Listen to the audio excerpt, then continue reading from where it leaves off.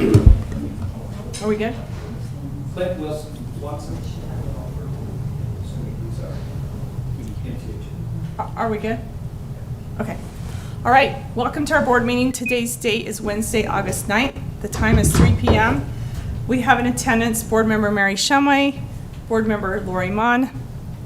We also have virtual board member Nan Barton and also board member Steve Black. We also have our newly appointed superintendent Christy Fitzgerald and also Tyrell Pemberton, our business administrator, and other staff. So I need a motion to approve the agenda. I move to approve the agenda. Do I have a second? I'll second that. Okay. Any discussion? All right, all in favor? Aye. Aye. Aye. Mary, you and I?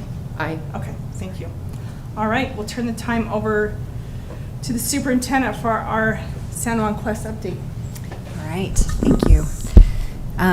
Today our focus is on our leadership development, and we had leadership development days last Thursday and Friday for our administrators, district administrators, and our school site administrators.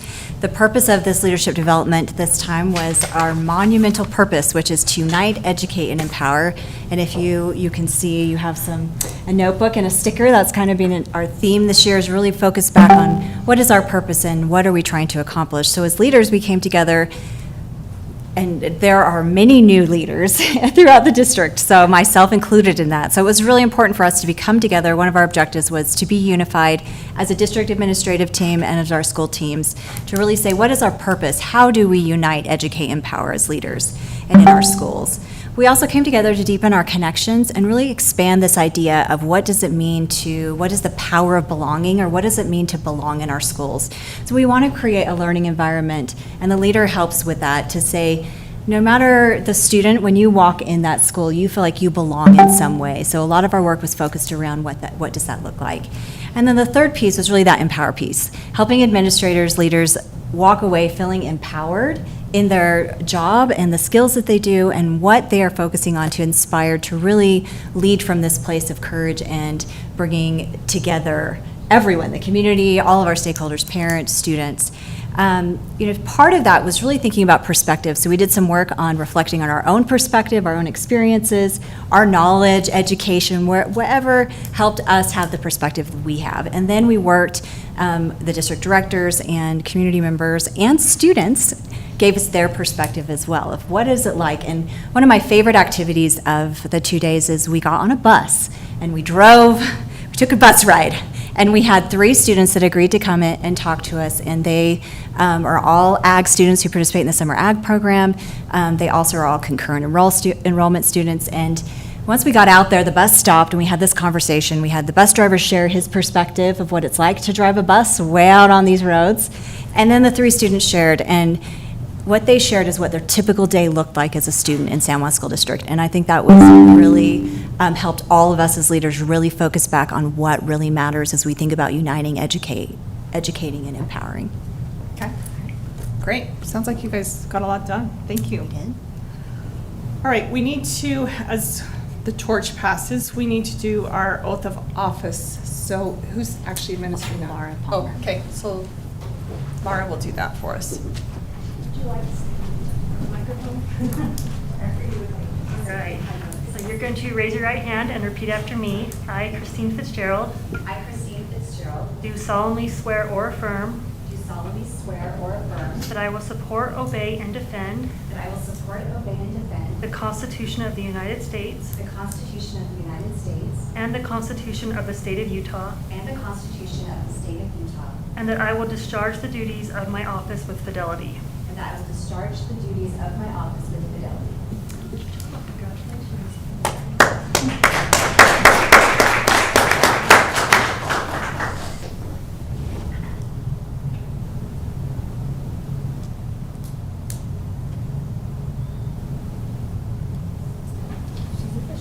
Okay, thank you. All right, our second agenda item is our San Juan School District Early Learning Plan. So Julie and Jeff, if you'll please come up and you can present that.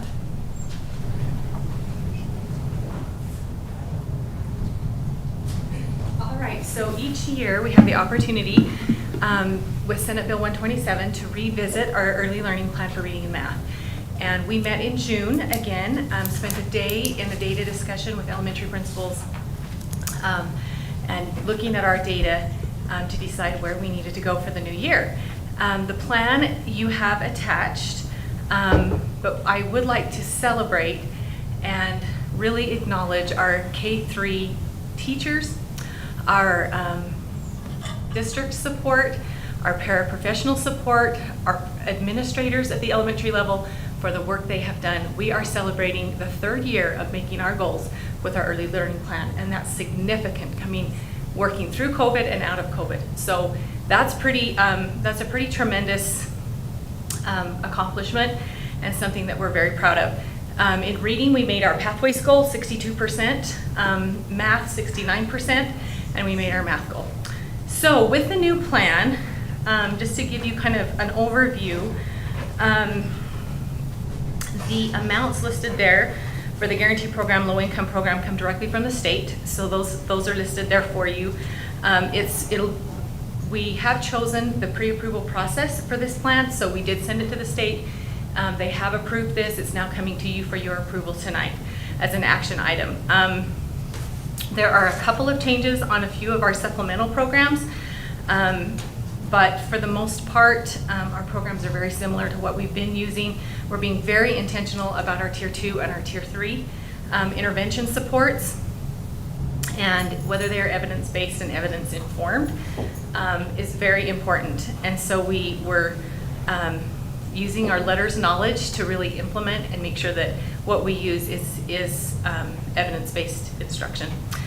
The overview for both literacy and math, really for the assessment pieces, follow the model of us using a cadence. So the screening, the diagnostic, and the progress monitoring model, where K-3 teachers are having continual weekly PLC meetings or having data meetings to really diagnose and then adjust their instruction accordingly. And it happens more than weekly actually, but formally weekly. So that cycle is built into our plan. We do follow the frequency models that the state and legislation has outlined in 127 for monitoring. So those have to happen in a certain way, and we do that. Probably attributes to much of our success. And then in the math section, there are a lot of evidence-based strategies that we list there, and we are doing professional development. Jeff is going to speak to that in just a minute. The professional development that we're doing both literacy and math to collaborate with teachers to strengthen implementation of letters as well as math, the areas of mathematical knowledge. So one of the biggest changes that we made as a team based off of our data was our goals. So we previously, as you are well aware, our goals were set on sub-measures. And based off of input, based off of what we saw in the data and input from teachers and administrators, they really wanted to look carefully this year at those sub-measures, our progress within those sub-measures, as well as our overall composite. So this year, they have chosen to go back to composite, which is a huge leap for them to be willing to do that, because that takes to look at composite scores, you're taking the average of those sub-measures. So you have to be increasing in every sub-measure, not just one sub-measure, to make an increase in your composite. So I got to hand it to them. That's a big leap. We've done 3 to 5% increases in every one of those. So we have a literacy goal. We have one for 1st, 2nd, and 3rd grade for the state goal, a math goal, and then an additional math goal for 3rd grade. Every grade level has goals for the district, but these are our state goals that we're measured by. So do you have any questions on the plan itself? What's in the plan? Does anyone have questions? I don't. No, my question was just how did you come up with your percentage? But you answered that clearly, so that. Right. Thank you. Leanne, do you or Steve have Yes. questions? I guess I have a question when you say the biggest change is the goals. So who changes those goals? I mean, what group of people? Yeah, so that's the principals that we bring in, but we met this summer with every grade level team, kindergarten, 1st, 2nd, and 3rd. We got their input there as to how things were going. We looked at data. And then principals brought that to the summer meeting because teachers don't come to that summer meeting. So they come to that summer meeting, district staff are there and principals. Okay. Yeah. I think Jeff's that's going to share some things about Impressive. professional development. Okay, thank Thanks, you. Julie. don't have any questions. Oh, go ahead, Steve. Just, I don't have any questions, thanks. Oh, he okay, doesn't thank have you. questions. Okay. All right, I'm going to try to not throw the microphone again before we get started.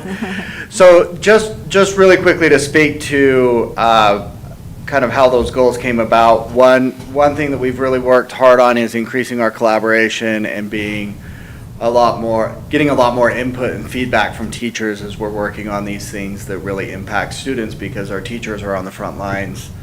And one place we saw that was with our kindergarten goal. So the kindergarten goal for years had been on whole words read. We got input back from our kindergarten teachers that was not what they needed to be focusing on, and so they changed that and we based that solely off of the input that we were getting from teachers of what they needed to focus on and what our kindergarten kids needed. So that's a big part of the process, is getting feedback from our teachers. So just to speak a little bit to how we're going to implement this in professional development and collaboration that we've put into place for this. Next week, I'm going to sit down with the early learning coaches, and we worked some last year, and we're going to work more this year on a letters development plan to make sure that we are supporting our teachers in not only getting their letters training completed, but then transferring what they've learned into the classroom. And so there will be an observation piece to that, and there's going to be more training and collaboration built into that process. And then the next thing that we're doing is we have scheduled to meet twice a year with our early learning teams, or with our grade level teams, our K through 3 teams. We did that last year, and that was really beneficial. It was something that we implemented last year. So they got together for a day in Bluff. We're able to discuss their goals, able to discuss instructional strategies, able to collaborate with teachers around the district that they don't always get to meet with, and exchange ideas and grow professionally that way. We're also getting training on our language arts and math curriculum. In fact, we had some of that today. So all of that is just going into place in order to fully implement this early learning plan. So those are some of the things that we're working on. Any questions? Questions, Mark? Yeah. So will we get a feedback later in the spring as how the training had Yeah. helped or improved? Yes, we'll come back at the end of the year with our goals and present Okay. where we met it, or what goals we met and what we didn't, and Okay. the effect of some of those things we put in place. Thank you. Okay, Okay, Thank you. all right, we will move to spend plans. Mr. Begay's not with you. Yeah, so this Okay. is the second view for the Monticello High, the 2 spin plans there, the Manhattan Project and the National History Fair. Just a clarification on the History Fair from last month. There has been no students recently, that have qualified for that for Monticello High. It's really a precautionary spend plan that we're hopeful that there will be, but there haven't been. So that was something that came up last time that I just wanted to clarify. But this is a second viewing on both of these. Questions? Yeah, one thing I hadn't noticed, and maybe, so we have on our spend plans, usually, meals and motels, and it's just kind of a clarification on, and I didn't take the time to look at others, but on the history fair specifically, yeah, where it says travel, these are travel, I just wondered if that ought to be transportation, I didn't go back through, I just noticed that just before. Generally, if it's not listed on here, transportation, they'll plan on just paying for it out of their school budgets. Okay, well, I guess If they're what I taking mean for, is like, region. travel, Oh, you mean like- means transportation, right? Right. So if we look at Monticello's, like it says motels, meals, travel, I didn't know if that's, a clarifying word to change, and I didn't go back through all the spend plans to see if travel, but these are kind of travel plans. A lot of these things, anyway, that's a thought. That could be transportation is them- what travel means. For instance, the Manhattan Project, they're gonna take a bus, so it's not listed on there as travel. But for National Honor Society, they would have to fly, or for the national competition, they would have to fly, so they've got to have additional travel on there. Okay. So I was just wondering if travel is explicit enough but it's fine. Okay, so Julie, one question. On the Monument Valley Cheer, their spend plan, there are like 2,900 per student per year. So I kind of compared that with Monticello High School. Monticello High School's only like 2,500. Then I kind of looked at San Juan High, and it looks more like a duplicate of San Juan High. Although they're a smaller school, is there any way we could kind of look at that and have that brought to the next I thought we meeting? did. Maybe Christy can speak to that, because she You had that know? conversation, and that involves. Monument Yeah, Valley, so I'm not my sure. thought was that this is their first time having cheer in a long time. So, Okay. and thinking about what that cost is going to be, they were trying to be comparative to the other schools. Again, with the thinking that anytime we have a sport that is, or activity that's going to continue year to year, you're not going to be repurchasing everything Right. every year. So this initial year it would be a more costly than other years Okay. because they will have purchased those items for the first time. And I mean, I can't So even this remember is the more a last time. first time that This we is could a see that first-time adjust for program. next year. Yeah. Okay. Yeah. Okay. However, in each of the other schools, there's freshmen or people who start for the first time. So it's relative that if cheer costs $2,900 in a school, that there's always some first-time girls.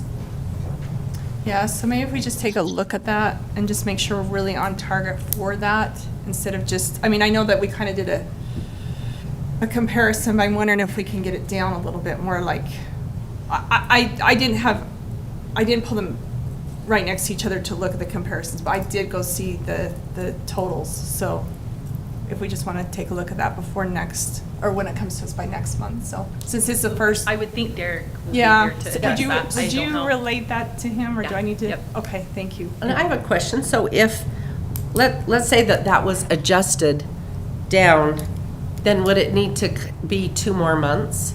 Or do the adjustments include the opportunity time for the that it was- public to see?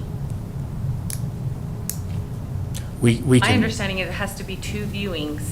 You have to have 2 times of seeing. For a final But it could- yeah, or for for the the final. draft? So if it was changed, it would need to If be. it was changed and then approved the second time. My understanding is that you can make a change within the 2 months.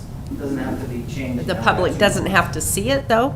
And so you change it right at the end, and the public This is- saying, oh, for I these missed next 2 that. months is the opportunity for the public to put input in.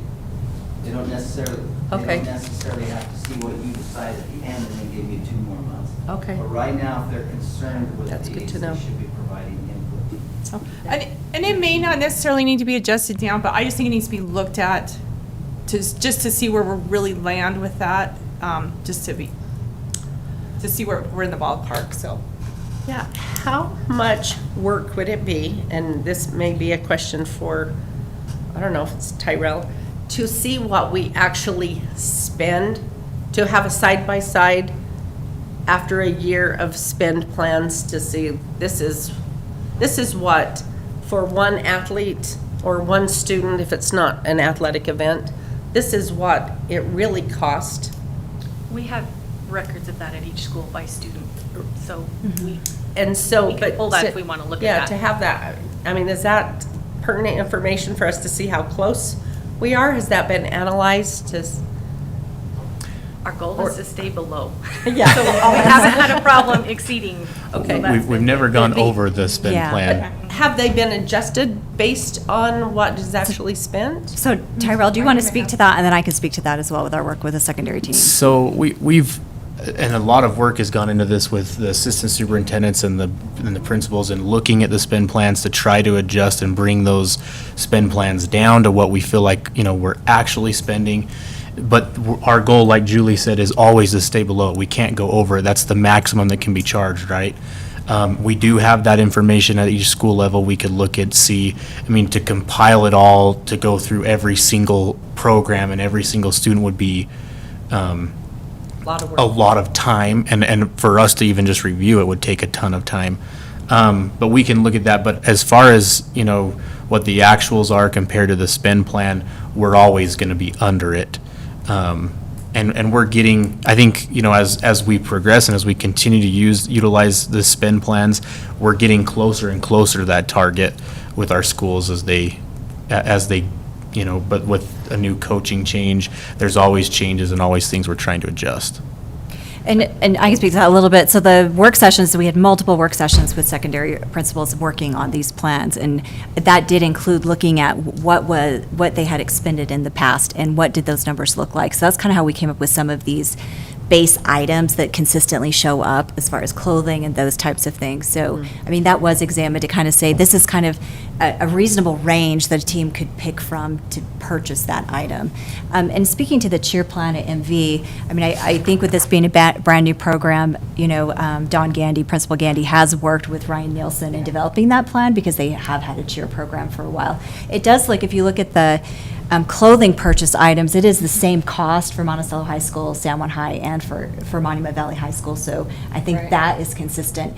And I think that's a good reminder always to think about, depending on where the school is traveling, where their teams play, all of that, our spend plans on travel all look a little different because when you're traveling from Monticello High School versus Monument Valley, and I think we've seen that in other spend plans. So I think you can account for some of that cost. If you look at the plans, all three of them together, you're going to see that it's looking more like San Juan High. And again, this is a new program, so they're still figuring out some of those pieces as we move forward. So, go ahead. So what happens when a school is going to go to a ball game, and the cost of whatever increases when it exceeds the spend plan, then what happens? Well, each school is determining what they're participating, so they're putting that schedule together and building the spend plan off the schedule. Cheer is a little different because depending on when they're going to go in cheer, and I think Monument Valley High School would be a perfect example of that because they're figuring out this plan, and right now they need two board meetings to even get the plan approved, so they kind of have this tentative plan of how to support getting that team up and going until they have a spend plan in place. So, that could change.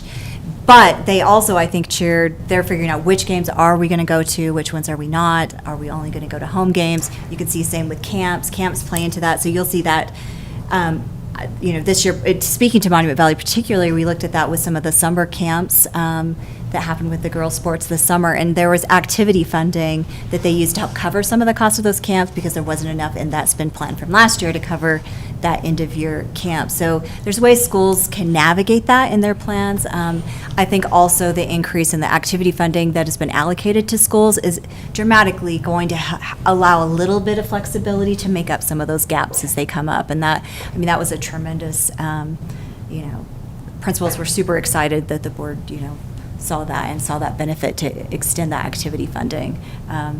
Because that does give them some flexibility. They're not so locked in. So I don't know if that covers that. And Derek is here now. He's been in trainings in Moab, so that's why he was a little late. So we're glad that he's here. I just wanted to mention, so you are aware, in those work sessions, we went item by item by item. So it wasn't just, what do we think we're spending or how much do we think they cost?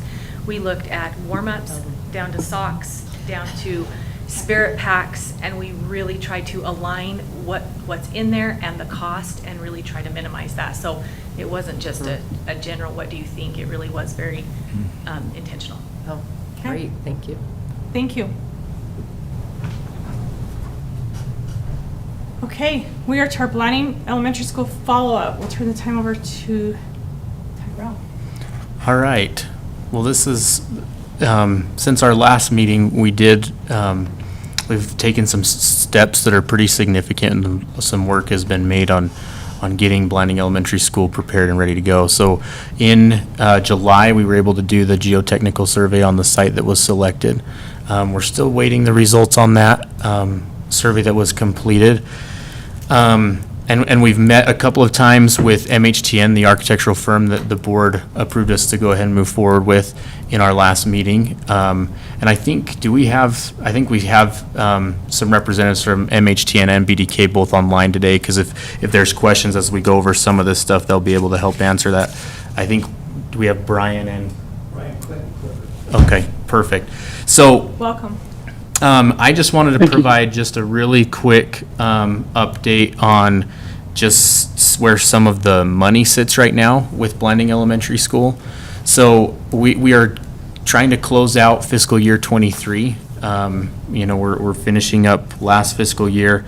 In fiscal year 23, our beginning fund balance for the capital fund was just over 16 million, and the reserve, our building reserve fund, which is used for capital purposes also, was at 8.8 million. And then in fiscal year 23, we had total revenue in our capital fund of $10.8 million and expenditures of 1.9. So our part of that 10 million though does come from the grant that we put in for last November and was awarded by the State Board of Education for our entryway remodels to improve our building safety in our 4 schools.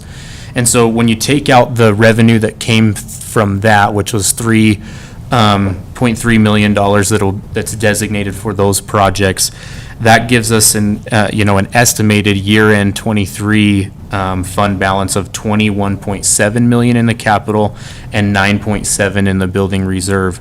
Oh, I forgot to mention that we had some revenue there from impact aid in excess of our $6 million that we budget for in the general and 2 in the capital.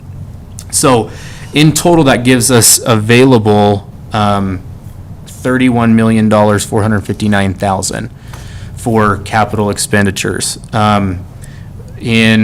I should have looked it up. In the early part of this year, we approved several important projects. One was the entryways that we talked about, which the $3.3 million will go to, help improve that. And then we also have committed some money there to finish those projects as needed. And then the other was our transportation shop and offices, which we've estimated at $2.5 million to improve our current situation with our transportation garage and offices. And then the third one, which is the big one, was Blanding Elementary School. And so if we have, as we look at the numbers, and we have the $31 million available, if we're saying $2.5 million for the transportation, and then another $1.5 million that we'll put in locally for the entryway projects. And then Blanding Elementary School's cost estimate that we've been provided from BDK in the past was $47 million to complete everything for Blanding Elementary School. And so what we have available to us after taking out those other projects is $27,293,000, which leaves us with a need of $19.8 million to complete Blanding Elementary School. The board is aware, we've talked many times in the past about the rural schools capital fund. That was refunded by the legislature this spring. There's another $50 million that's been put into that program. And our intention is to apply again come November for some of that funding to help us complete the Blanding Elementary School project. And we're not at a point today, I think, as a board, to really dive into the alternative of not receiving grant funding to help us with Blanding Elementary School, but the alternative would be to do debt financing, which in our location and where we sit, what we would be looking at doing would be lease revenue bonding, which allows us to use our current revenues and not, increase the property taxes in San Juan County, but use our current revenues that we're receiving from the capital levy and from our impact aid funding to pay the payment on those bonds to complete that. So I just wanted to make sure that the board had a brief overview of that, and just to have that in the back of your minds as we get closer to that time, and as we come up on that, that will be some more discussion that we'll need to have about the last 50 yards of how we're going to complete the Blanding Elementary School project. And a lot of that is obviously dependent right now upon where we end up landing with the rural schools application from the state. And we're pushing some buttons and hoping that plays out in our favor. But if not, there will be another discussion that we'll need to have to get to that finish line for that project. So I just want to make sure that we're aware of that and have that in the back of our minds as we get closer. We're going to we'll bring the application back, and we'll talk a little bit more about that as we get closer to November. And if you have any questions now or, in the coming months, please don't hesitate to come visit with me, and let's talk through things if there's questions or concerns. But just providing that quick update on where we sit with the finances for those projects. Any questions on that portion of the discussion One today? question on that, the grant. If we were to get it, how much, does it depend on the project, or how much are they giving per school that applies, or do you know how that is yet? It depends on who all applies, I think there's 13 or 14 LEAs in the state that can apply for the funding.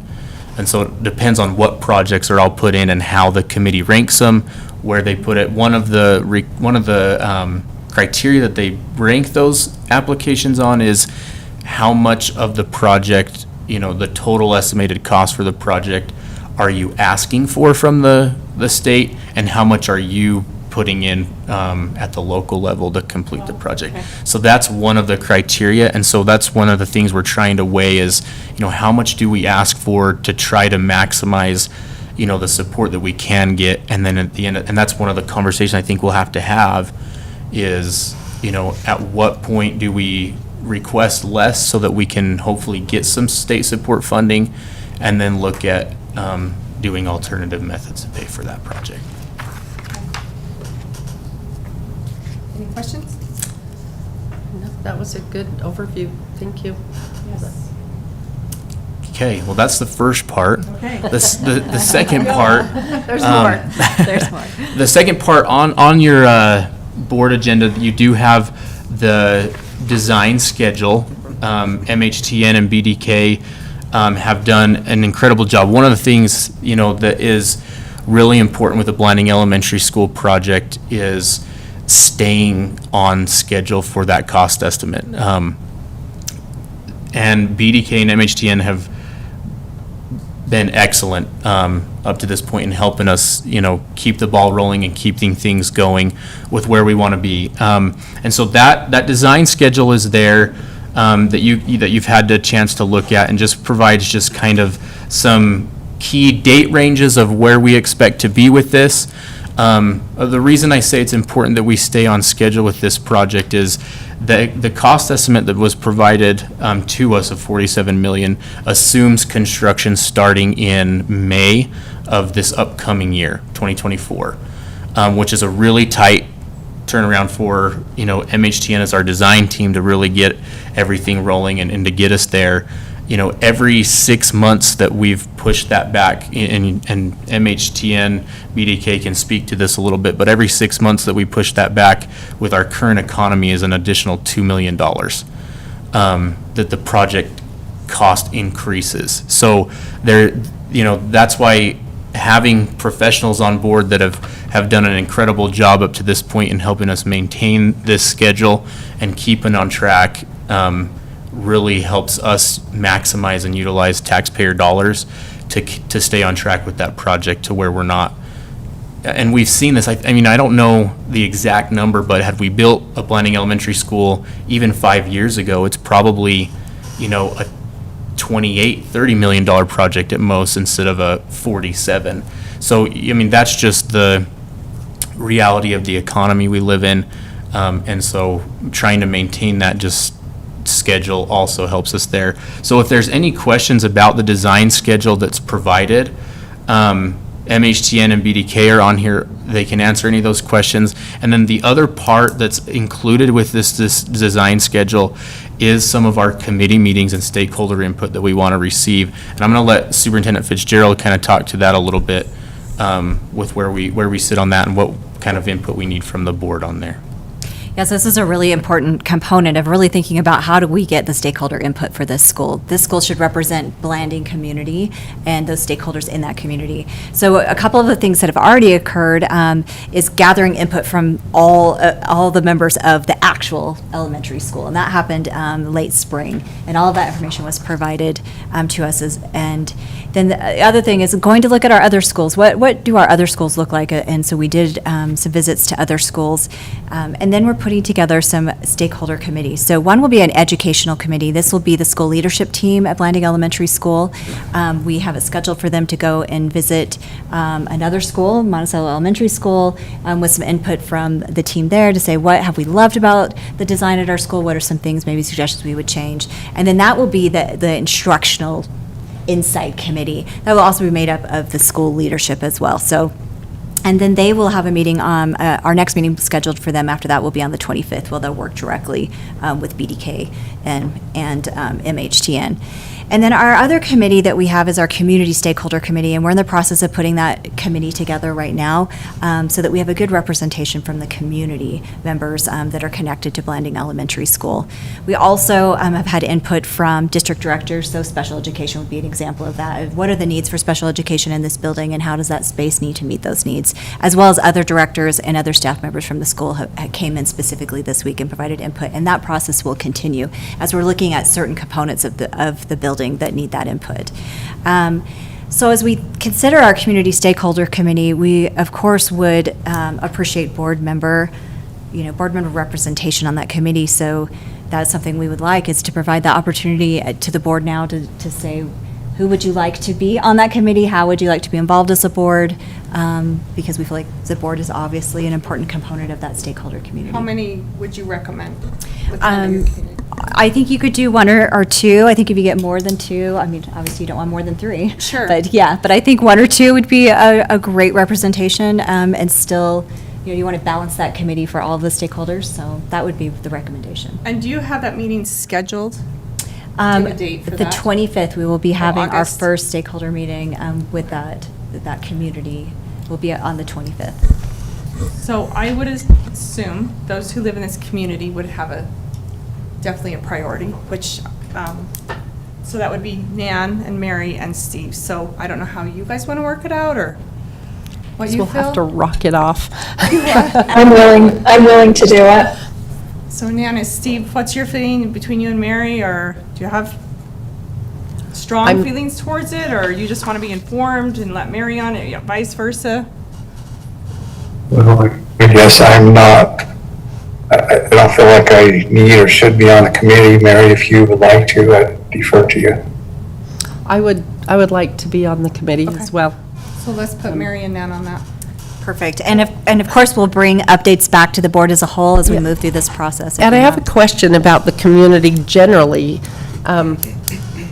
having an opportunity to give input outside of possibly who the committee ends up being. I've heard quite a bit from community members saying, oh, so we don't even get an input. We've had some opinions. I don't know if the rest of the board members have been notified or contacted by some people. I've encouraged people to come to our meeting or to give input. They're feeling very much like nobody wants it. We haven't been asked, or there wasn't a time frame, and so I don't know that we have anybody here today. So what would be the process if somebody says, "Hey, I feel real strongly," or "I have some information," or "I have," how can they share that? How can we be genuinely open to the community and say, if you've got some good ideas or some suggestions, we'd like to hear them? What's the best way to do that? Yeah, I can speak to that. So if you look at the timeline document that's attached to this agenda item, you can see originally the 25th, that week, it was planned to have, maybe a back to school night or something that could be presented to the community. We are not to that step yet, but that will occur, where there will be community events that we can present, kind of the work where we're at and get input at certain stopping points along the way. Part of it is just there's some work that has to be done to be able to even share. We can't just start from zero. We want to be able to share where we're at and then get that community input at those strategic moments. So that is built into the long-term timeline design, is that community input as well. I think the smaller committees have a very specific purpose, right? So that, school-based committee is really looking at it from the concept of a learning environment for instruction, and how does this design support the best way that we can teach? And then you look at the stakeholder community as saying, how does this school represent what really is the Blanding community? And, that might be an interesting group, because we have such a diverse community here, and that's going to be a really amazing to see the work that comes out of that group. So they have another purpose. And then, just in general, the community, any input that they have will be taken under consideration. We do want community input. We do want to hear from, and not just parents who have students in the school right now, but parents who in the future might have students or have grandkids or live by the school. We are a Blanding community, all of us, and we all support public education. So if someone has an opinion, idea, we want to hear it, and then that could be filtered, through the lens of where we're at, and of course, fiscal, resources are definitely a part of that as well, and the timeline plays into that as well. But there will be opportunities for community input, and we will strategically plan those along the path and make sure that that is communicated broadly in the community. And just to add one thing on there too, so you can see on this, the schedule that's presented here, next Tuesday, and if Mary and Nan are going to be on that committee, I think next Tuesday would be a very appropriate time. MHTN is going to come and present a conceptual plan, just of, some of the things after receiving some input from our directors and knowing what we've done in the past. We're not trying to build a school that's, 100% different than what we've done in our other elementary schools, maintaining some of that consistency, right? And so they're going to come next Tuesday to present just a conceptual plan to us, and I would love, board input if it's Mary and Nan that are going to be there to come and attend that, because this is the really early preliminary stages of the design phase. And then Brian and Chris with MHTN and BDK will help facilitate some of that community input, because just as superintendent said, it is critical and it's going to be super important, but we've got to kind of get somewhere first before we start soliciting some of that input on what the building looks like and how it's designed. But that's 100% something we want to make sure.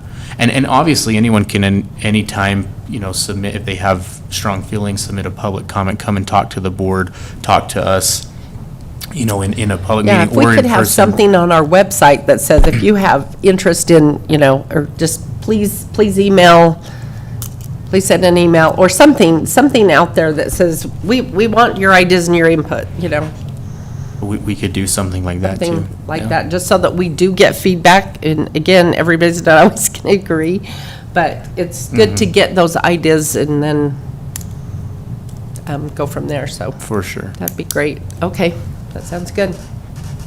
Lori, Yes. is Colleen online? No, she's out of town, actually. And she's traveling, so she cannot be online. I would like to suggest that Colleen be on the committee as well, because it is a diverse county, community, town.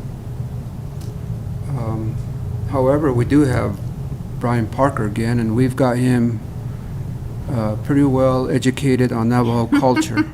He was agree, just Brian? he was just telling me about some of that education that you provided to him, Nelson, in one of our schools just the other day. So I would volunteer myself, but I dread the drive. So if she's available, I would. Well, like let to me see. ask this, since our board is now 6, we couldn't do it before because we had 3 and 2, but now it's divided with 3 and 3, so we really have to have 4 and 2 to have a quorum, correct? So I don't know, And what the problems board- does that pose, Tyrell?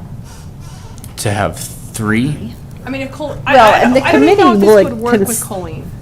But the But you could. The committee will consist of a variety of people within Blanding, and that include the cultural diversity with members of the community who live here, parents, grandparents, teachers, staff. I think we can achieve that as well with people who with that cultural diversity and that information that we need as well. And if the board does want to have 3 people on the committee, we can accommodate that. Okay. So, I mean, if that's the board's feeling, then we're happy to Let's accommodate that. see what Colleen says about that. I assume there'll be a heritage language room like we've had in the southern end. So, I mean, I could see her having some great input with that specifically, like with like how they did with the bluff. That's a beautiful room. So, but okay, we'll. Do you want to reach out to Colleen? Yes, I can do that. Let's see what she says. Okay. Did you have anything else? We good? No, are there, I guess. Is there any questions, Steve or remaining, Nan, is did there you any have questions from the board? And we do have MHTN and BDK, if you have questions for them about some of the schedule or anything as it relates to the project right now, let us know.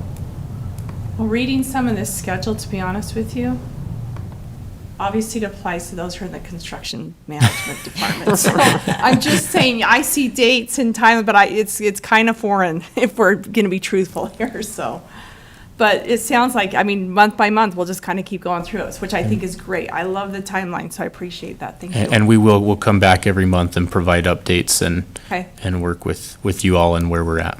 All right. Any questions? I have no question, no questions. All right. We will move on, and you can do number, oh, Steve or Nan, did you have a question? No. Okay. Wait, what about Clifford and Brian from MHT, and do they have anything? Oh, yeah, did you want, are they still on? I don't see their faces there anymore. Oh, they are still. Did any of you have any input you'd like to give to us? Just thank you for trusting us with another one of your schools. It's been an honor to work with your district in the past, and we're super excited to work with you on the school in Blanding. And Nelson's right. I mean, even yesterday talking to Brenda, I mentioned that I learned a lot from Nelson, and it took him 6 to 8 months to teach me. So you have to be patient with me, but I can learn. And I do look fondly on that time learning from you, Nelson. So thank you. And then I think to kind of touch on Mary's point of community interaction and engagement, where we are in the process. That day we saw you out on site was actually the very first day we even began the process. So we're barely starting. And so if people think that people in the community think decisions are made or being made, full steam ahead without them, we're just barely getting started. So as you're having those conversations or meeting with community members, it will be built into the process. We're just barely starting that process. Okay, thank you. Okay. Yeah. Thank you. Thank you all. And thanks for joining you. us this afternoon. We appreciate it. Oh, you bet. All right. Okay, we will move on then to our payroll distribution topic. Tyrell, will you handle that, please? Yes, so I was asked just to come back and bring a little bit of information. Just a concern was brought about, just paying once a month, the way we do our payroll currently. I do have just a little bit of information to share on doing a little bit of research and digging, across the state. So a survey was sent out to other LEAs asking, how frequently do you pay your employees? There was 30 LEAs that responded in that, so not every LEA or every school district. I shouldn't say went to every LEA, went to every school district. And 30 of the school districts responded. Of the 30, 24 are once a month like we are. 6 of them, pay a twice a month payroll. So I get that there is a concern there, but there's also some very significant concerns about changing the way we do our current payroll It would be a very heavy burden on the business office to try to adjust that and move from a once a month to a twice a month. We are, depending on the time of year, we're anywhere from 600 to 700 employees are being paid every month in San Juan County School District. In the peak months of substitutes, that's closer to 700. In the summer months, it's usually 615, 630, somewhere in there. We also have, in the business office, we have one person that oversees, that helps with our payroll. And there are a lot of processes that go into completing a payroll every single month. We're reviewing time cards, we're reviewing the hourly pay for those that are hourly employees and extra pay for others that has to be reviewed with the Human Resources Office. There's the payroll process of submitting the direct deposit to the bank that would then be duplicated. All of this would be duplicated each month, from switching from once to twice a month. There's the reports that we have to provide to the accountant and making sure that everything is in our financial accounting software. There's extra batches that would then be processed every twice a month instead of once. And then a big part of it also is our deductions and benefit reports and payments that we then have to do. So for your federal and state taxes, our insurance deductions, anything else that's a deduction on any employee's payroll would then be done twice a month, and those have to be paid twice a month. And, that includes garnishments. And so there's just so many different processes that would be duplicated for a one-person payroll in the business office. And that would be a huge time burden, and we just don't have a ton of resources in our business office. And so I'm very hesitant to look at that, but if there's anything else the board wants us to look into, we can do that. But right now, I would strongly discourage the board from considering changing our practice that's been in place for ever. I don't know when it started, to be honest with you, that we were once a month, but I think it's always been that way. So I would just be very hesitant to move from our once a month practice that we've had in place for years and years to twice a month. Any questions? Yeah, I want to make a comment. I'm the one that asked for this to be put on the agenda.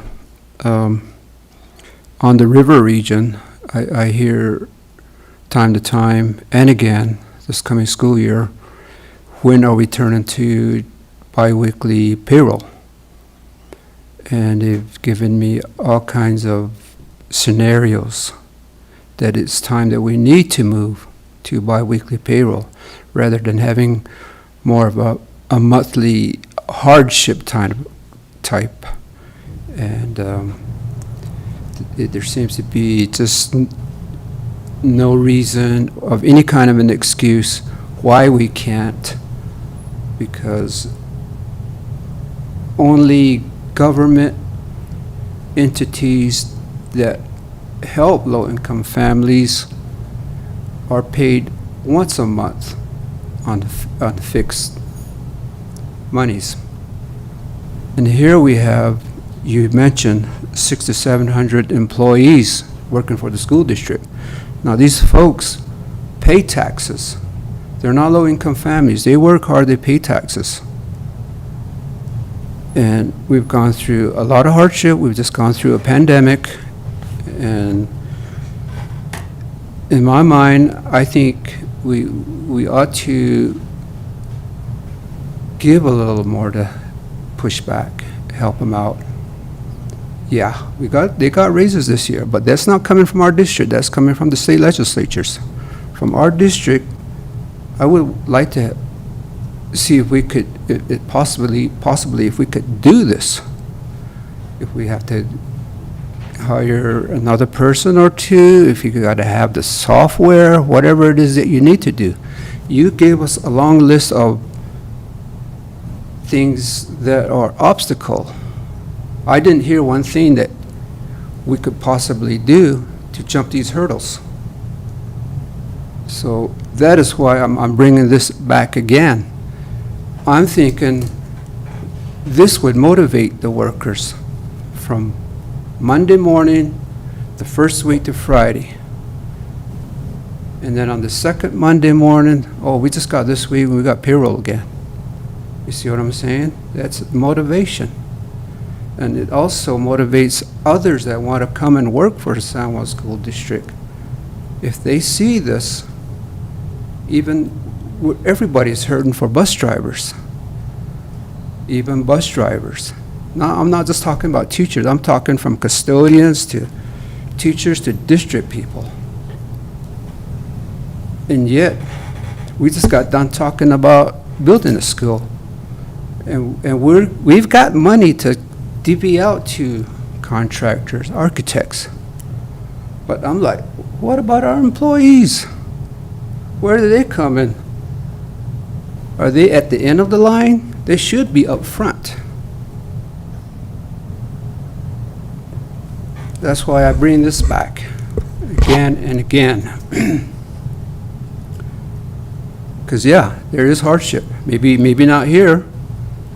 I'm sure teachers are on budgeted income, but you've got to think about the others as well, bus drivers, custodians, and ones that don't work year-round, paraprofessionals.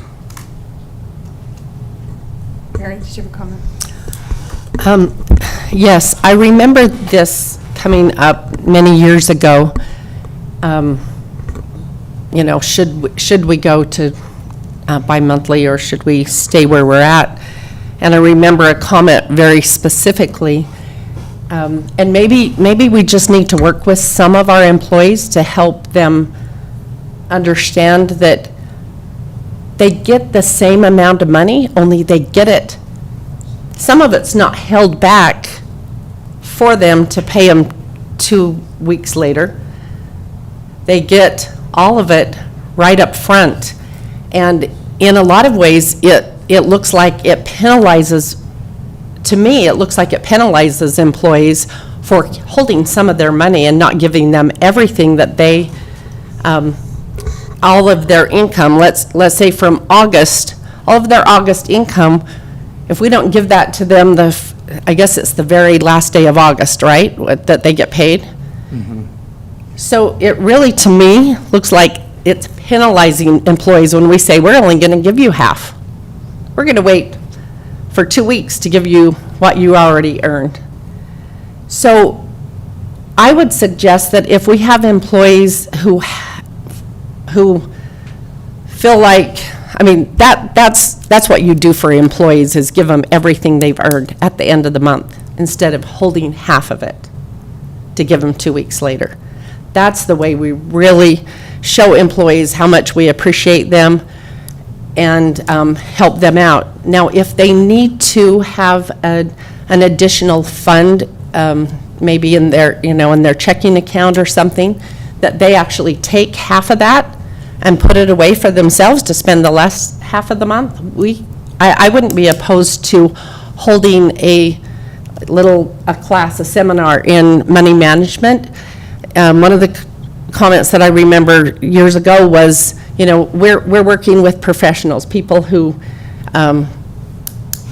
should be able to take all of the money that they just earned and then use it for the things that they need in their lives over the next month. Or and then we do have people who don't have professional licenses, and maybe the district should do some kind of a financial literacy, some way to help them manage that. But I would be completely opposed to holding half of their money and retaining that and saying, we're not going to give it to you for another 2 weeks. We're going to keep half of it. I like the idea that it saves our district money overall by doing payroll once a month, and the employees don't get more money by being paid twice a month. It's just an extra cost to the district. We've just, increased the money for spend plans. We will continue to have building needs throughout our communities as we move forward and rotate through the communities. There will just always be a great need, and so to spend more money to pay school district employees the same amount of money doesn't make sense to me. I want to mitigate what we're spending so that it is spent on students and the good employees that we have. But if we need to have some kind of a reoccurring class and help people manage their funds, I think that would be a great idea. Steve, do you or Nan have any comments or questions? I do. Okay, go ahead. As the capabilities of technology increase, it seems to me like there's more and more of a push to pay employees as real time as possible. For example, my daughter works at Disney, and she gets paid every week. Now, Disney has tens of thousands of employees. They're paid every week. And that's enabled through technology. And so I think, a study could be done to see what technology could be implemented to really make that process as automated as possible. Because if it's a manual process, you're right, every time you do a payroll, it is that much more work. 2 payrolls a month is twice as much work as just 1 payroll a month, pretty much. But with monthly payrolls, especially with hourly employees, that's paid at the end of the month, and that can be really hard. I've seen, like with my own children that work for, like my daughter worked for Alpine School District, paid once a month, and I've seen her really struggle for a whole month before she got her first paycheck, more than a month later after she started working her hours. So I can see, from an employee perspective, that can be quite a concern. So yeah, those are my thoughts on the subject. Nan, did you have any?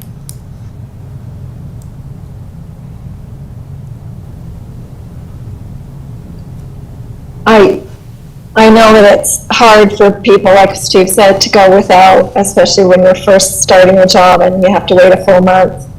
But I also see what Tyrell said. I don't think we're at a place right now where we can, in a cost-effective way, pay bi-monthly, but that doesn't hurt revisiting in the future. Okay.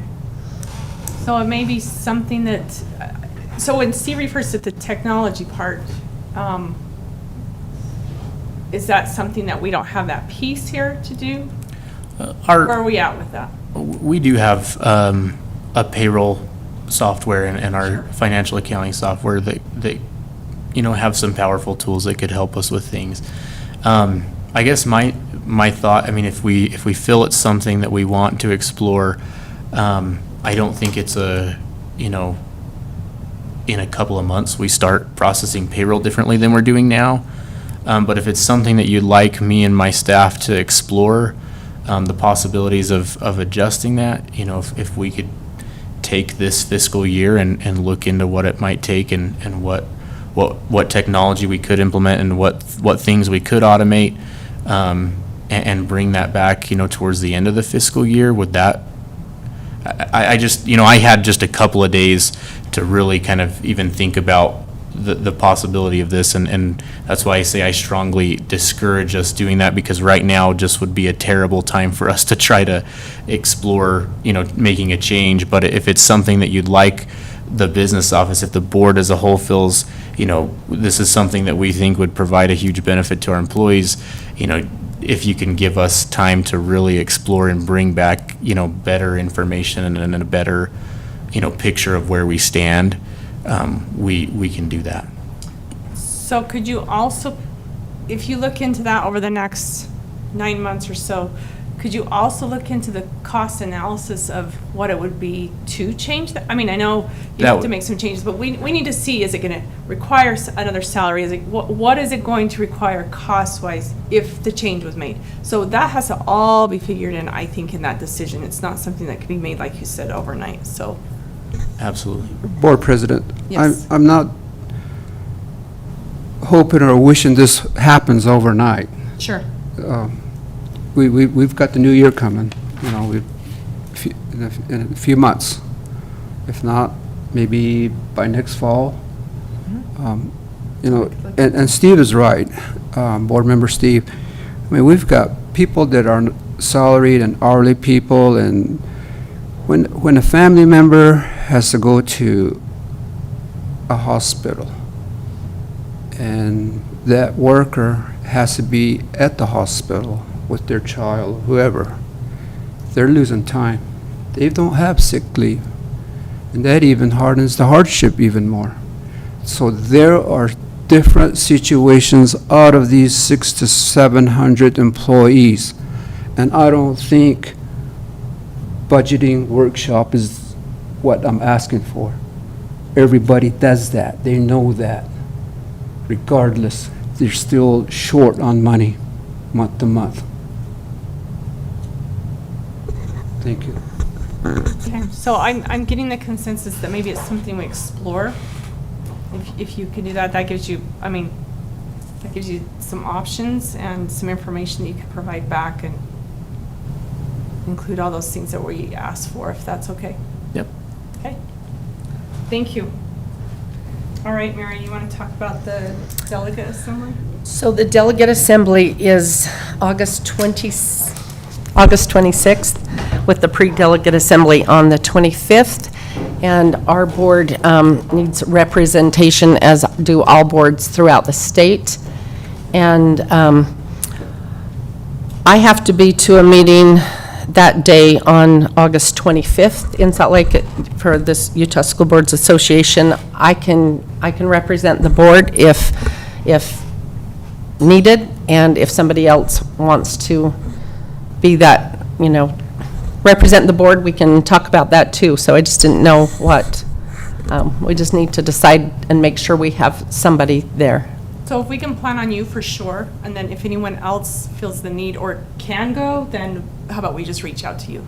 Okay. Does that work? That works. Okay. And all board members are, and superintendent is invited as well. Everybody's invited, and so anybody on the board can come. We just have one vote, one board member who can vote at the delegate assembly. So yeah, that works. Okay, and then I know everyone on the board should have gotten a packet from USBA regarding that information. So if you decide to go and need hotel reservations, make sure you contact Eva.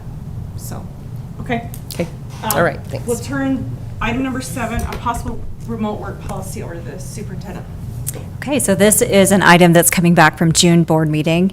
And I just want to remind us, why we're discussing this. We're looking at an individual who we gave an exception through the end of September to continue the work that was needed because it was in the best interest of the district to start the school year with the work and abilities that they were able to do to get us up and going, which is a lot of student and staff rostering for pretty much every digital program that we use. This person also programs and writes scripts to help us to communicate between programs, also allows us to do reporting from we gather data from lots of sources of our digital platforms and helps put reporting together so those systems can talk to each other and help us with that. So really, why this is coming before you now is that that we anticipate having the problem of being able to replace this person with a highly qualified person because this position is specialized. So this exception currently is through the end of September. So in considering, last time was the first time you looked at a potential remote work policy. So I think today is just coming back saying, what should our next steps be as we look at this? It was just bring it back. So I'm here bringing it back with some possible solutions. When we look at the remote work policy that was designed, I know that Laura Palmer did a lot of work looking at other policies that are out there. This policy was particularly looked at USBE's policy, which was that they have in place. They have a hybrid work environment. Partly the reason they have that is they are a state agency, and there is a state initiative for limiting driving because of air quality. So it also gives our rural districts an opportunity to work for USBE as well. So that's part of the thinking behind their policy.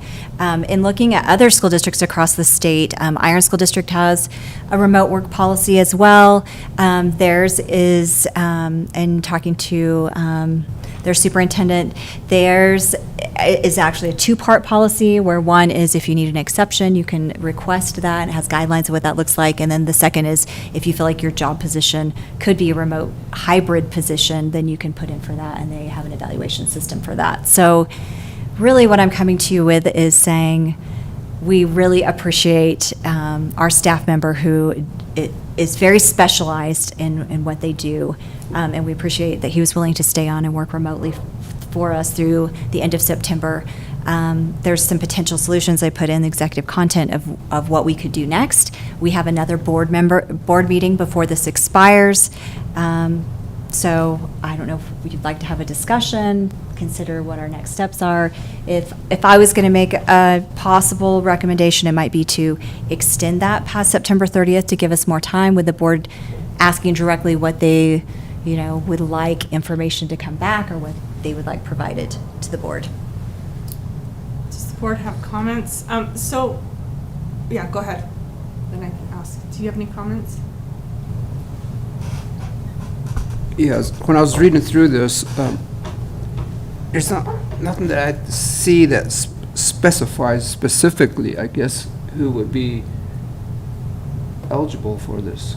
I mean, if you get one person to be requesting to be a remote site worker, and then you've got another one coming, then pretty soon you got a line. So how are you gonna, who gets the yay and who gets the nay? I think probably best to extend it, because I need to know that for what reason, I guess, specifically. But to me, you see a job advertisement for San Juan School District, the location's here, the district is here, the district's here, not somewhere else.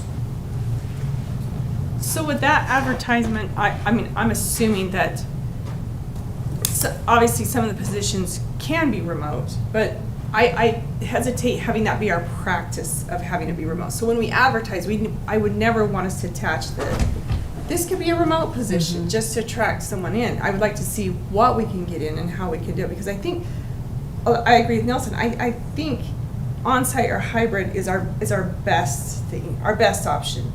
And then, of course, there are extenuating circumstances, just like with this employee that we had to do because of specific reasons. And so I just don't think it should be the standard, or should be kind of our regular practice as a district. I think it should be an exception to the rule based on extenuating circumstances, so. Mary, did you? Yeah, I so far agree with the comments that have been made, and I'd be interested in seeing the policies. You mentioned iron policy. Does it include living across the state, or somebody who works from home that was within Iron County? One thing about San Juan County, we don't have a lot of opportunity for jobs, and a lot of people, people want to live here, and I like to employ people here in San Juan County who then contribute to our economy. They shop at our stores, they buy gas here, we need every little bit we can get in San Juan County to increase our economy, and just one good position helps that. Or if it goes away to another city, then hurts that. When there's also times that I've been told that we need very specific employees, and I would say that includes all of them. We need them here. You just talked about the leadership and the spotlight, how everybody got together and how important it is when people are face to face and you build those relationships. And so I think that's counterproductive to what you described earlier in our meeting today, because why didn't everybody just get on a Zoom call for 2 or 3 days that you spent together? I think that's going against everything that this is talking about if we have employees that don't even live in San Juan County. Steve or Nan, do you have any comments?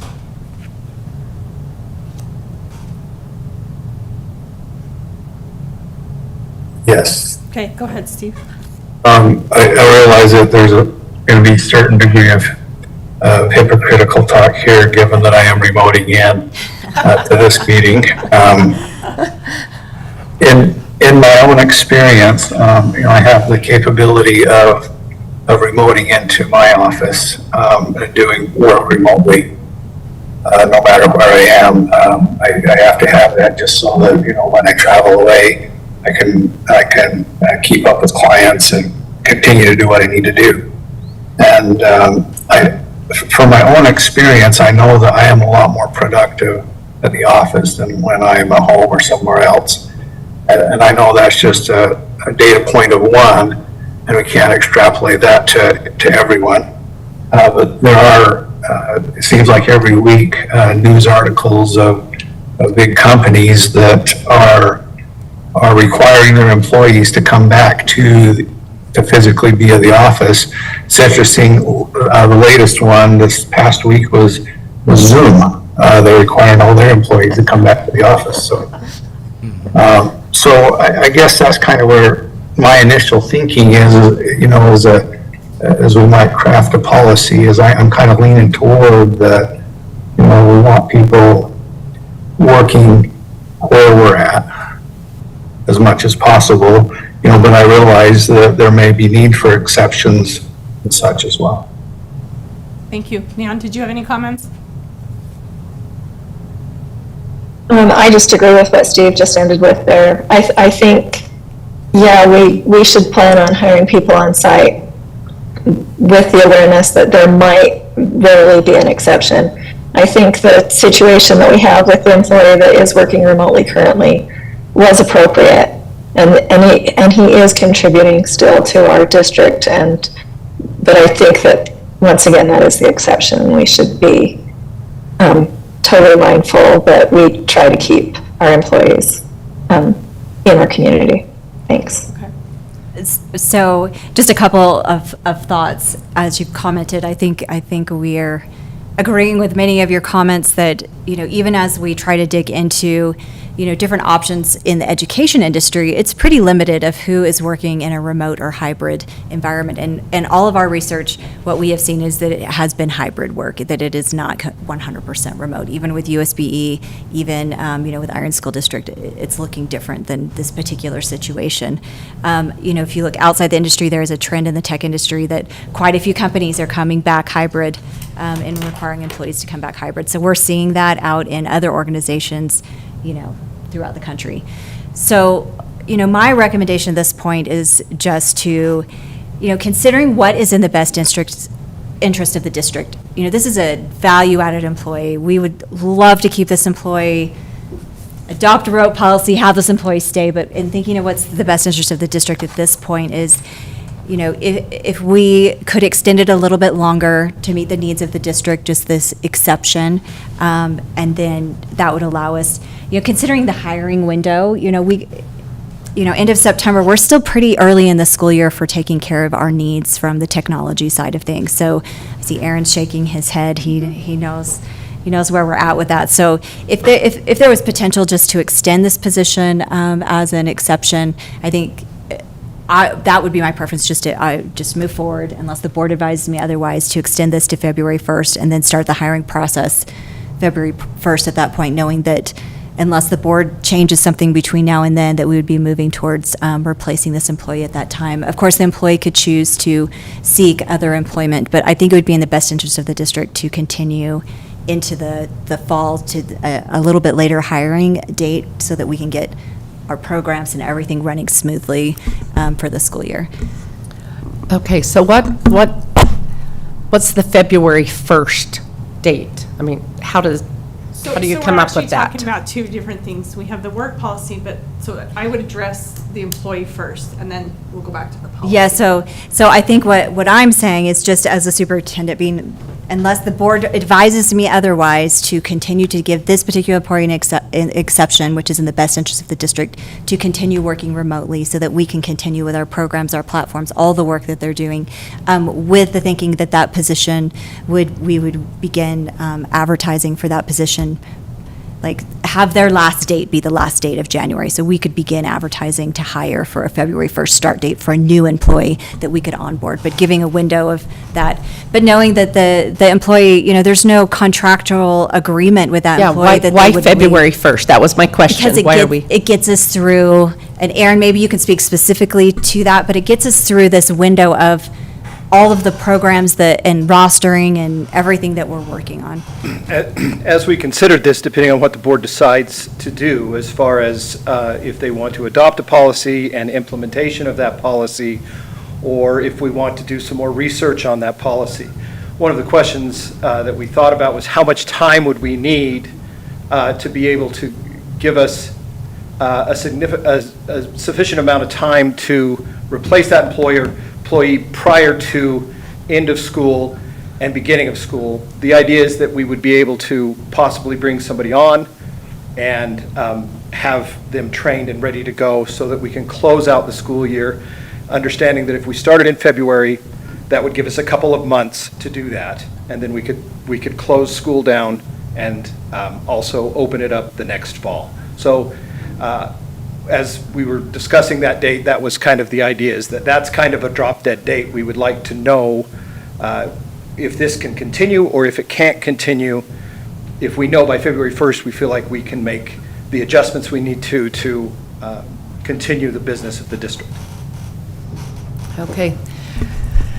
Now, my next question then is, how do we guarantee, if that's the best interest of the district, how do we guarantee we keep our employee till that point in time? It looks like they would have all their options to say, okay, if I'm not going to be employed there long-term, then it would be a good idea to take the next great job that they want to, you know, I can Which you could can see the happen. writing on the wall. So we would lose our employee before then because they would want to secure a position when a company or an entity wants to hire them and says, you know, this position's open.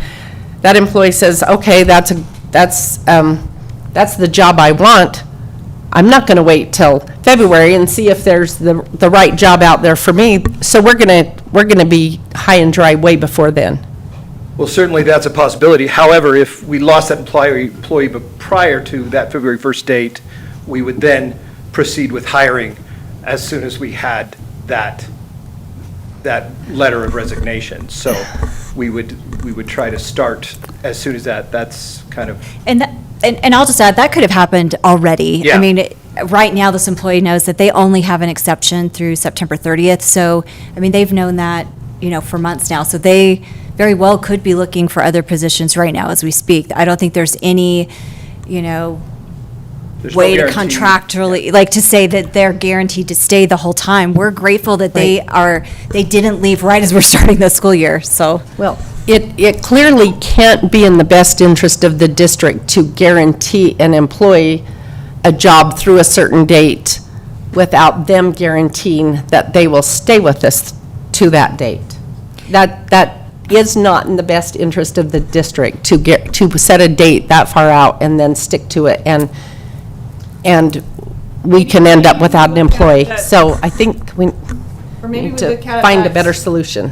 Where, I mean, maybe we look at the September 30th, then we start looking and we could terminate if we found someone earlier. I mean, they need to be under that presumption also, because realistically, if we found the right person, because this individual has actually physically moved from our community. Yes, from this but community. before our last meeting, and Yes. I feel like we weren't given, I know I didn't understand by not, by making no, by not making a motion or a decision as a board, that we were allowing a continued exception. That wasn't clear to me at all, that exception. Can I ask what, a clarifying continue? question? So are you talking about the end of September, or are you talking about the February date as far as the exception?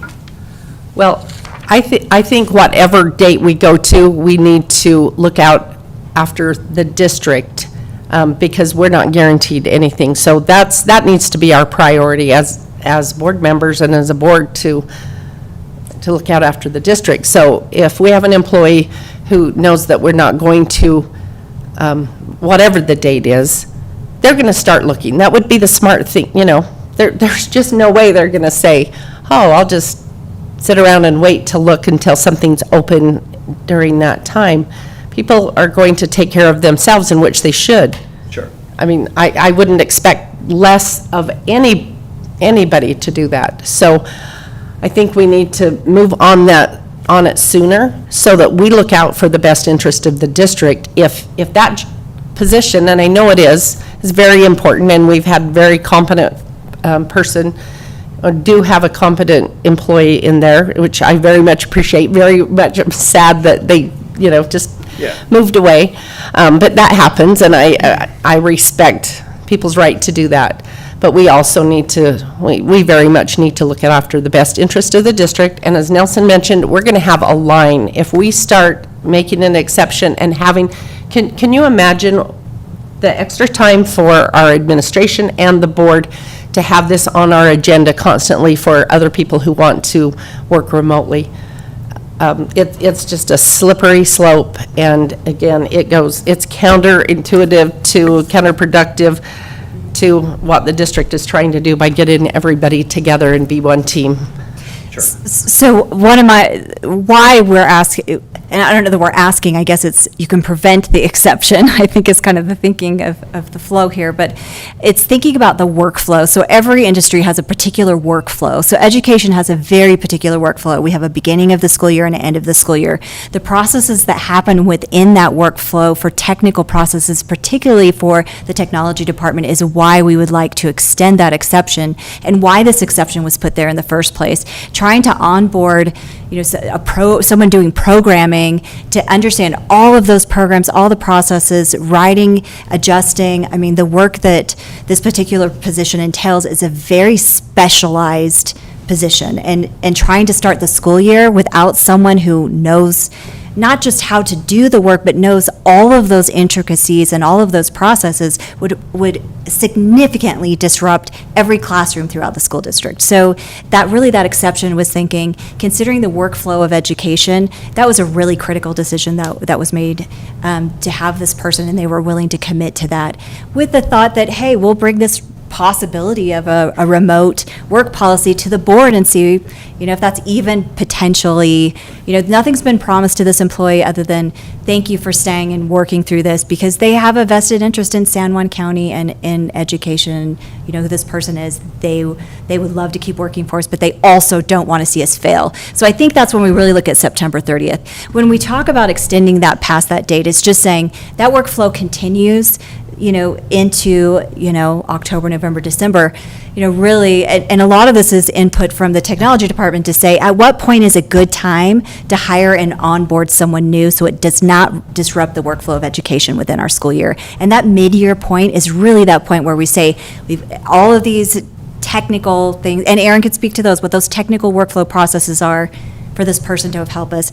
If we only got to September 30th, we're still in a much better place to start off the year. Precisely. Yeah. So I have a suggestion too, so that we're looking out for the best interest of the district, which is to continue that through February, is we can go into a contract with this employee where he's obligated to us and we're obligated to him, but it wouldn't leave the district high and dry at the will of an employee who would, obviously look out after their own employment. I mean, who wouldn't? Yeah. It just is human nature and nature of life where people need to work and have income. And so if we went into a contract where both parties are guaranteed, that's how I could support something like this for a period of time to get past it. But not on a, hey, we guarantee you till February, but you can give us your 2-week Sure.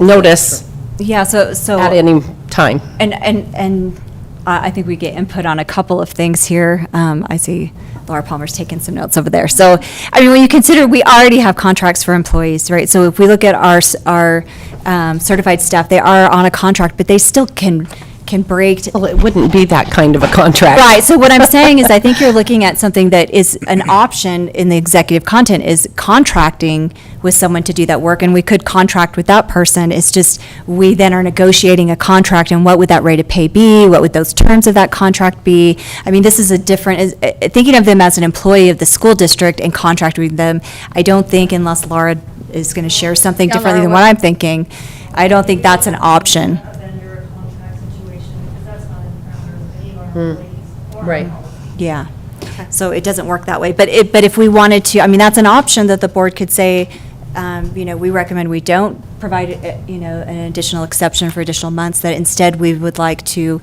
you know, start the hiring process, and in the meantime, until we can hire someone after September 30th, that we enter into a contract with a vendor, whether it's that particular person or someone else, to cover the workflow until we are able to hire someone that's qualified for that position. So that is an option. So is that something the board would like to look into? Nelson, what are your Good. thoughts on it? Could I just make it simple? We Sure. missed the boat, and if we stop now, we're just gonna crash. So that's why I said, let's just extend it, so we can work on what you're wanting. Well- Probably the rest, So it probably would be a separate contract in order, if that's what we're doing to safeguard our But best like interests. Laura brought up, it's not that simple to just, We have to treat him like any other contract and hire. Mhm. No longer be an And put employee the- of San Luis School District, right. he'd be contract. but, yeah, in order to look out for San Juan School District, if we extend past September, we're looking at a 2-week notice from an employee at any point in time. And that is genuinely not looking out after San Juan School District. That is looking out after, that's just not, so. Sure. But anybody could do that at any time. I mean, anybody could give us 2-week notice Sure. at any time. I mean, so. So we actually have this as an action item, but I think, since we've talked about two separate things, I think that action item should be what we should do with the employee. So, but I would like to see this remote, since we have only seen this policy this month, I would like to see, because I think in the future, we may have this situation come again, and it would be wise of us to have some policy that we adopt that would help with a situation, just like we had, because, I mean, this came to us and we didn't have a policy, so I would request, if everyone would like to bring that, just the working policy back, and at least give us time in the next month to look at it, bring suggestions, changes, and Laura, you can guide us through with that.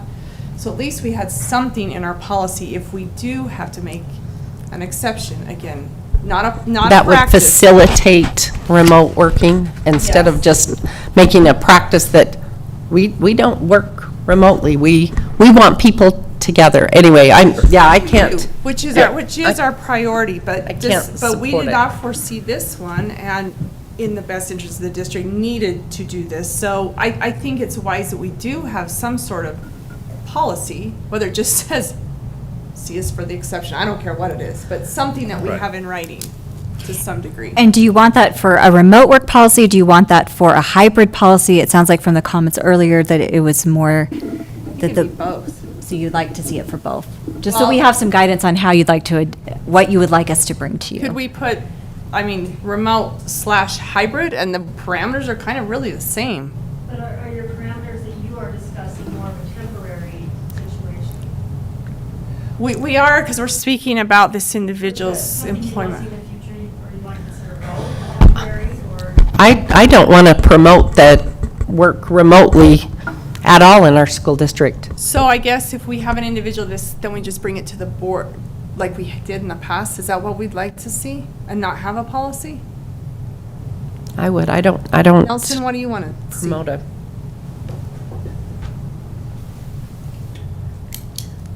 I would prefer that, have case by case. Okay.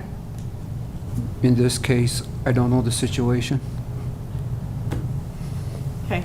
Nelson, or I mean, Steve, Nan, what is your preference? It seems to me that when you're talking about the circumstances of a specific employee and dealing with that employee, it should be an administrative issue. And I'd like to see the board focus on policy and let administration focus on the administrative issues. So in this case, if we're talking about just the one employee and extending that or not, you know, I hesitate to bring that before the board at all. I think we just need to focus on the policy. If there's no clear policy in place, then I think administration should be given a signal by the board that they can proceed in the best interest of the district. That's my take. Nan? I tend to agree with what Steve said. I do think that was an administrative thing. And when it was added to our agenda last time, and once again this time, the point is we don't have a remote work policy, and should we? And so, yeah, it is appropriate to talk about that, and maybe we don't support a remote work policy, but maybe that is something we need to be more informed on. So I wouldn't mind getting more information about that in the future. Okay, so what I'm gathering is that, oh yeah, go ahead. Now, let me just chime in just a little bit. Just again to clarify, and I agree with what Steve said there. This was made administratively in the best interest of the district, and this wasn't the first time I made this decision. This is actually a second time I made this decision. And I would really, really give credence to, there's times a superintendent has to make some very difficult decisions, but in both of these cases, it was clear to me, and I certainly did some research into it, talked to directors, talked to a number of people about what would be the consequences of not allowing this to happen in both of the incidences that I made it. And it was pretty clear that there would be a very substantial negative impact on the district. So what we have here is really just an administrative decision. A second time, the first time really didn't ever come to the board. The only reason this one came to the board is because there wasn't an end. This employee was either going to leave the district, and so that's why there was an end to the exception. There was a deadline, but there was a possibility of this person staying, but they were not going to come back in person. So if we were going to continue with this employee, it was going to require the board to look at policy and make a change. So that's what's in front of you now, is the option to look at policy. I'll be honest, as I have heard the discussion, I don't believe there's support to look at policy. I really don't. I don't even hear from any of the, well, there's 5 that are speaking to the 5 board members, that it doesn't appear to me that there's support to look at it. So if you do nothing, then this exception ends, and in the end of September, but I think the trick here is, you're right, the employee's going to look out for their best interest, and we need to start looking out for our best interest, which would require us to start advertising as early as possible to have the best opportunity to bring in someone with the right skill set. Certainly the employee's going to look out for their best interest as well. And that'll all play out. And what will be the consequences, we don't know. We might find somebody brilliant and amazing, and it may take us months to find somebody and get somebody trained. I don't know. But you need to know really what's happening here is this is going to end at the end of September, and that's all going to play out unless you look at policy and change it. But I don't see that you have the interest in doing that, and I'm not even advocating you do. That's just something that you have to wrestle with. And if you do nothing, then we move forward. So just kind of. Okay, but with the individual, I'm getting the general consensus that this is an administrative decision. So from this point, if we step away from it after September 30th, whatever you choose to do, we are basically saying we would support that. Without even an action item, we wouldn't even have to have an action item. So that's kind of what we're saying, and the remote work policy goes away. Exactly. So, okay. Exactly. Okay. So, is that, Mhm. okay, very good. That- Okay, good. thank you. Okay. Fine. All right, I think we are finished. We actually have come to the end of our agenda, well, part of our agenda, before our break.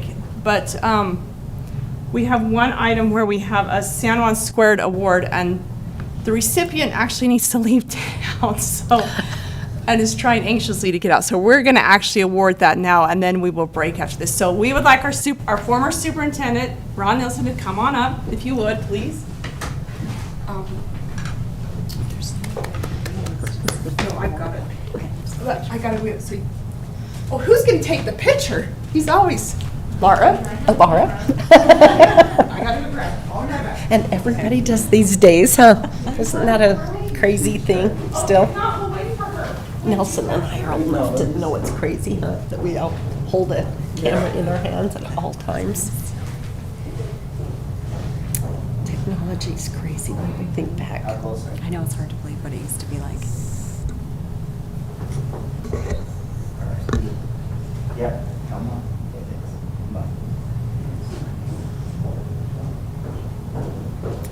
She's there. She's coming up. She just turned the corner. Oh, great. Wait a second. Just wait just a second. Yep, we'll hurry up and wait. Hurry up. Yep. Since we're in our hurry. Well, I'll say something before you. Okay, come on up.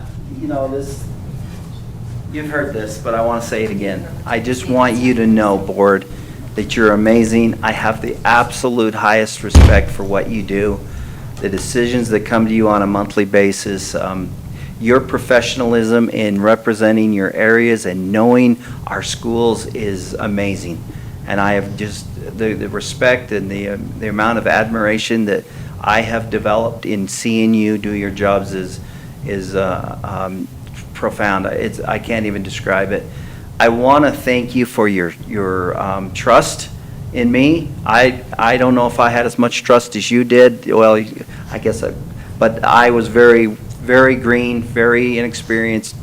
But I appreciate the trust that you put in me and the working relationship that we developed.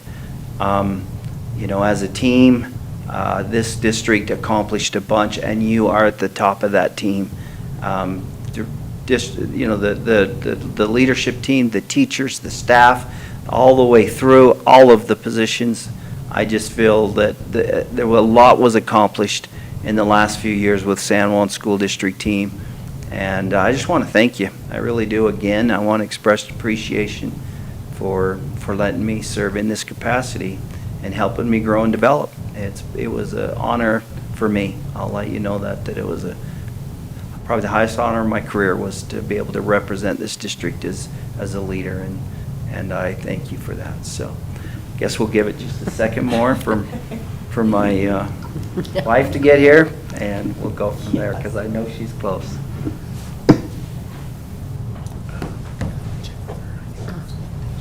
Christy.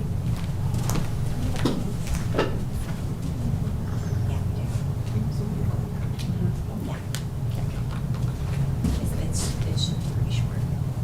Okay. And, oh, well, hello, come on in.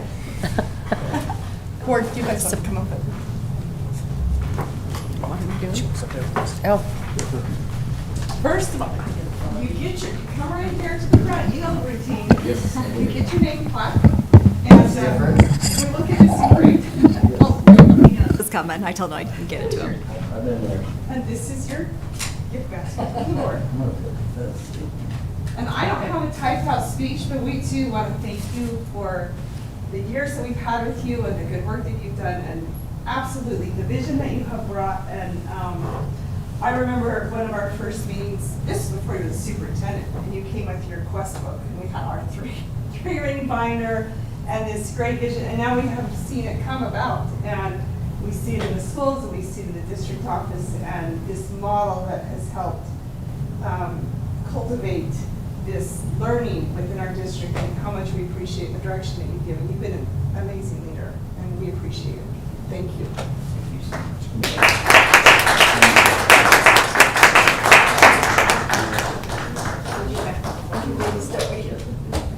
Awesome. Thank you. Well, you just enjoy that food bank and your safe travels. Right, oh, we need a picture with all of us. It's good to have Leanne here. This is so nice, Leanne. And Colleen as well. Yes. We missed her today. I can't come to board meetings, I'll fly. True story. Hello.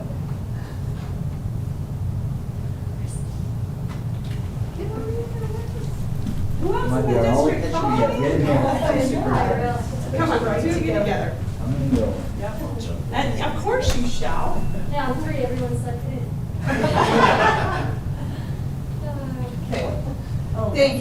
Thank you so You're going to be much. missed. Thank you. And those of you that have not gone to the superintendent's office, you all need to take a tour. That's quite nice. Beautiful. It no longer has a 1978 desk.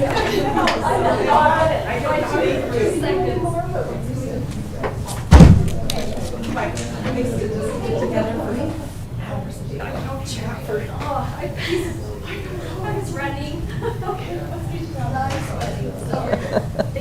Thank you. Aaron.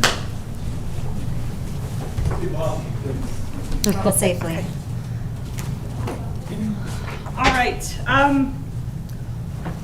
We actually have, I need to go into closed session, the discussion of personnel. I don't know that it would be personnel. I think it'd be Or potential litigation. Litigation, Oh, potential litigation, I Okay. guess is probably what it's under. Yeah. So I need a motion to go into closed session for the discussion of potential litigation.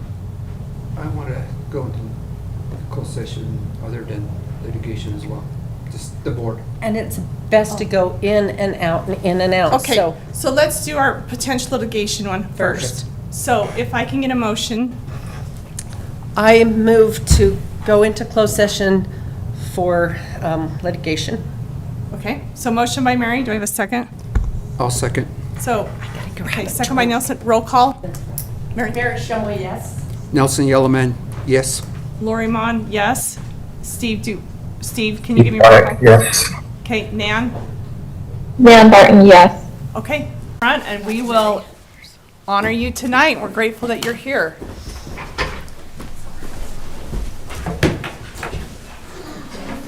Hand this to you, and while we talk about you, okay? San Juan Sweet Job Award goes to Jeff Winget this month. This first one was written by Amanda Shue. Jeff is such a great addition to the district. His data analysis and Excel knowledge make us all very lucky to get to know him. He is also kind and really funny. This next one is written by Chandra Hart. Jeff works hard to help us. Every time I have asked for something, he has delivered. From helping me to find a slot in a letters training to issues with testing and the new Acadians. He gives quick answers and makes it easy to do my job. Thanks for your awesomeness. The next one is written by Shannon Dusna. Jeff is a huge asset to San Juan School District. Not only does he have amazing skills and abilities, but he is passionate about building caring relationships. He will stop whatever he is doing to answer questions, provide help, or just be a listening ear. We are lucky he chose to make San Juan his home. Thank you so much. We appreciate you. Thank you. Good. Oh, Good. Oh, you. Okay, and this is yours to keep. Official picture here. Well, as good as this Thank you. Appreciate it. Thank you, and thank you to your family for coming. Appreciate you having me here. Thank you. All right, thank you. I know you've been here for most of the day. You're welcome to leave or you're welcome to stay while we finish. I think we're gonna go home. That's a tough All right, choice. thank you. Thanks, bye kids. Bye-bye. Yeah. You do have to stay. Okay, now we have our citizens comment, and I only see one. Is that correct, Laura? Yes. Okay. So I've got to read the statement first. The purpose of the San Juan School District Board of Education meeting is for the board to conduct its business in public as provided by law. The SJSD Board of Education values and welcomes public comment, so time is allotted in our public meetings for such. However, to maximize its benefit, there must be structure and consistency to the practice. With that in mind, please note that public comments are limited to 3 minutes. Speakers may offer objective criticism of school operations and programs, but complaints about school personnel or other persons will not be allowed. Individuals expressing comments should not expect an immediate response from the board. Please understand that the public comment period is not a debate, an interactive question and answer session, or a dispute resolution forum, but it is an opportunity for you to express your comments, suggestions, and concerns to the board for our information and consideration. A member of the district staff will respond to patrons who request a follow-up meeting or information. So tonight, we only have one comment, so Mason Lyman, would you like to come on up? And we will give you 3 minutes. Thank you. Back towards us. First of all, thanks for allowing the public comment period to happen.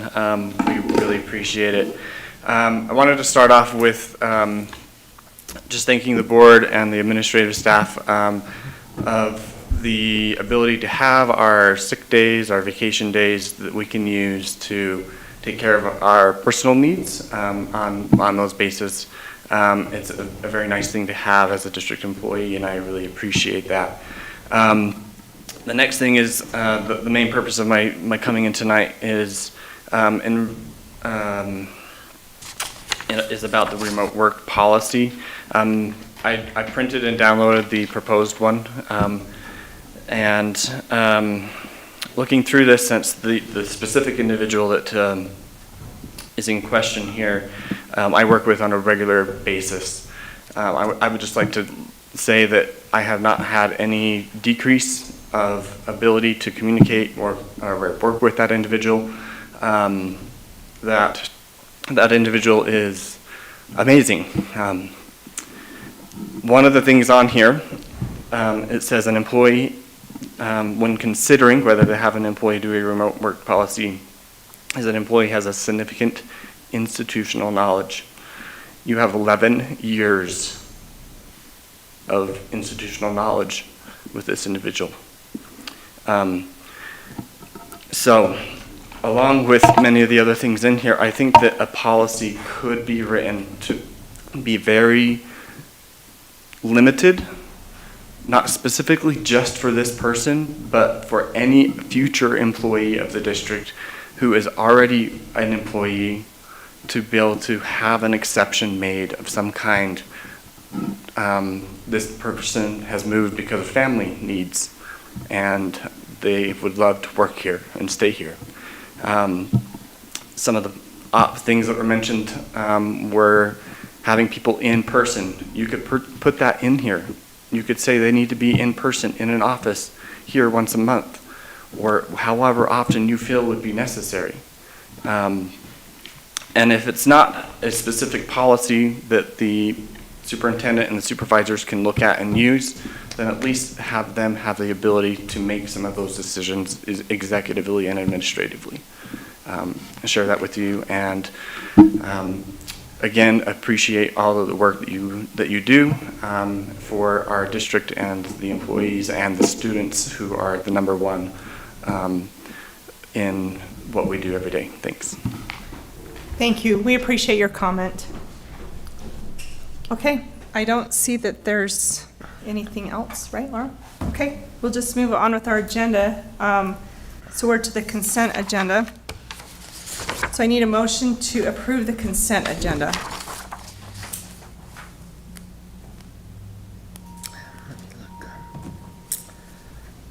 I move to accept the consent agenda. Okay, a motion by Mary. Do I have a second?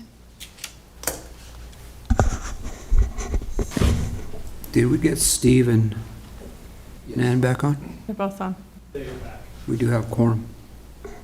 I'll second motion. Okay, do we have any discussion?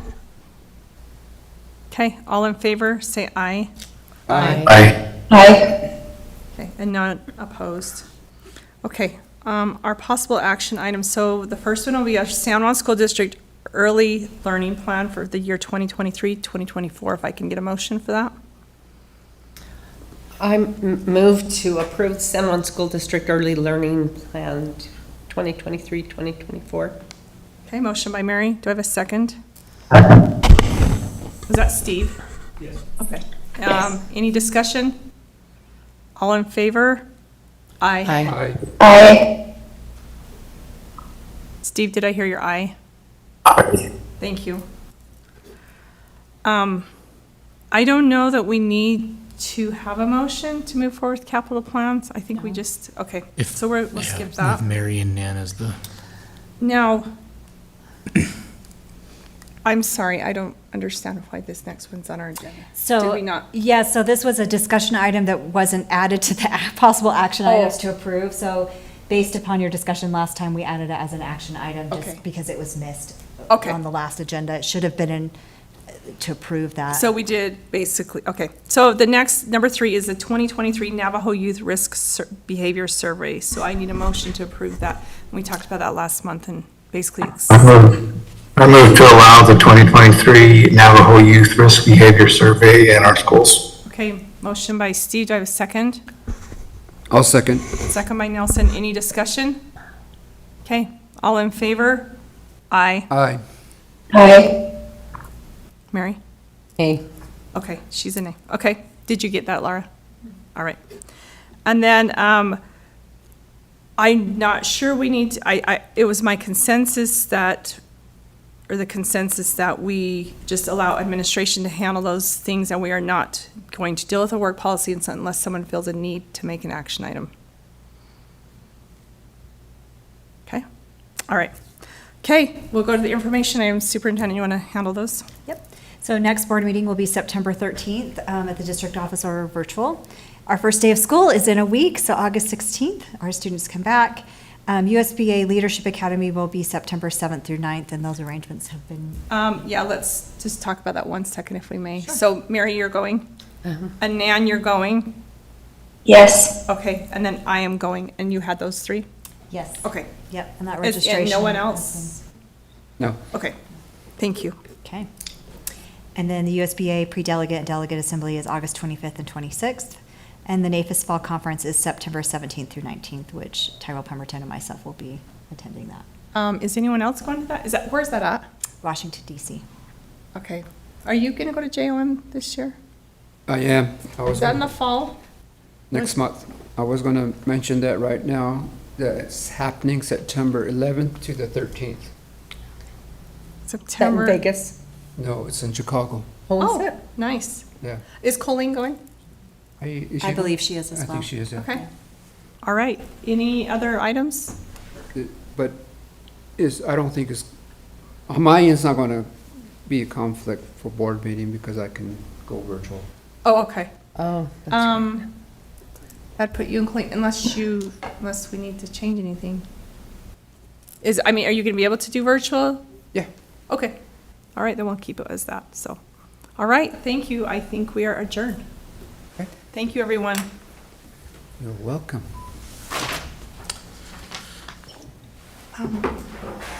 Thanks, Steve. Thanks, Nan. Enjoy your vacations. Yeah, thank you. You both. Have fun.